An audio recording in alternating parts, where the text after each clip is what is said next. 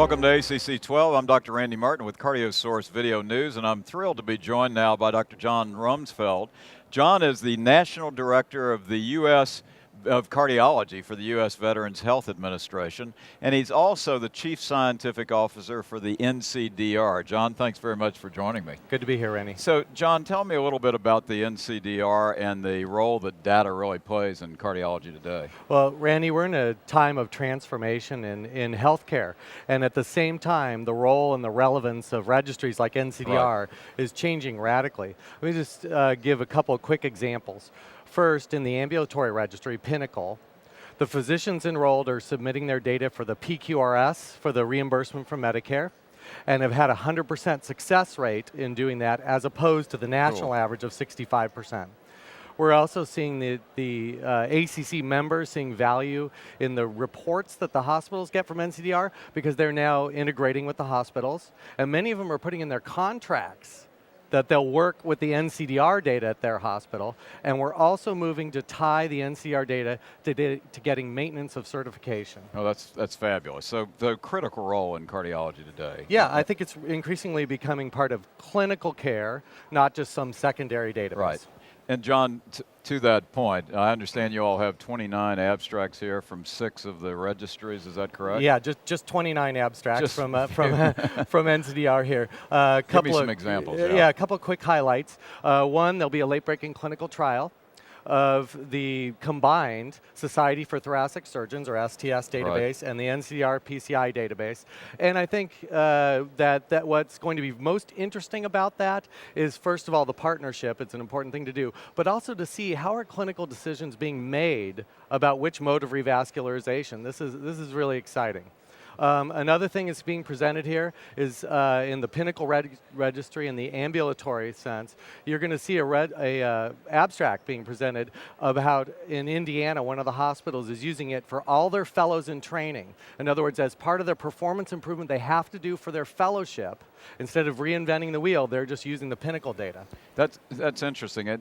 Can you tell me a little bit more about that, because it sounds very interesting. Yeah. Well, as we're seeing, the Pinnacle registry, the ambulatory registry, just is skyrocketing. Okay, over 1,000 cardiologists, because it's lining up with all the things in healthcare reform. But one of the most, I think, compelling things is that a few sites are realizing how important it is for training fellows. And what they're saying is fellows are in outpatient practice. Sure. We rarely get much quality improvement or quality assessment, and what they're doing is having the fellows participate in Pinnacle directly. They get their own data back, and they can see the benchmark to each other, but also to the national benchmarks, and they're using it to meet the requirements of fellowship. And it's basically training them on, so when they go out into practice, this is going to be a natural outgrowth of their training. That's exactly right. And I should mention that this is data capture in Pinnacle. In other words, we're getting it from the electronic health records. People aren't sitting in their cardiovascular practices filling out forms or hiring data people. They were getting it out of the EHR. Well, that's fabulous. John, and finally, it's great information. How do the cardiologists and the researchers learn more about how they access this data? Yeah, I think that's an important point, Randy, which is, first of all, anybody can go to ncdr.com, and right there you can see how to apply for research in any of the registries. I think it isn't well known yet enough that the registries are open to research proposals from anyone. And what we're really seeing is an explosion in proposals from fellows in training. A lot of the program directors are steering their fellows to say, you should do research that would be national, important research using NCDR.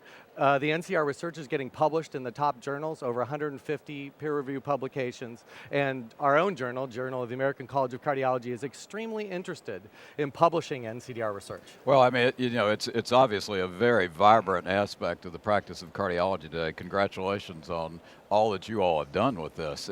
If you look, and just one quick question, if you look in the future, where do you see this registry playing 5 years, 10 years from now? Well, here's what I think. I think the word registry is going to change completely. What people are thinking now is registry is secondary data. And in the future, what's going to happen is just part of your routine care. The care you're delivering, you document your ambulatory, your episode of care, in the office or in the hospital, or we do an angioplasty. When you go to just do that report, that data will automatically go to NCDR. It'll provide back your quality benchmarks. potentially decision support at the point of care about appropriateness Right, and other right. things, and it'll meet all of your reporting requirements to the payers. That's where we're headed. it. Also, your maintenance of certification. That's absolutely fabulous. John, thanks again. Thanks for all you're doing, and thanks for visiting with us today. And we encourage each of you to stay with us, and we'll have a lot more in just a few minutes.